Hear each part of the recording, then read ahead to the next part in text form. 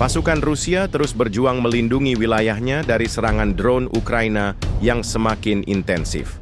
Tidak hanya sistem pertahanan udara, tetapi juga tentara infanteri biasa turut serta dalam upaya pertahanan ini setiap hari. Seperti rekaman yang diunggah di Telegram pada Jumat, 28/3/2025. Di hampir setiap pos pertahanan dan wilayah pendaratan tempat unit Rusia ditempatkan, tembakan senjata ringan secara aktif digunakan untuk menembak jatuh UAV, drone, Ukraina yang mencoba melakukan serangan atau pengintaian.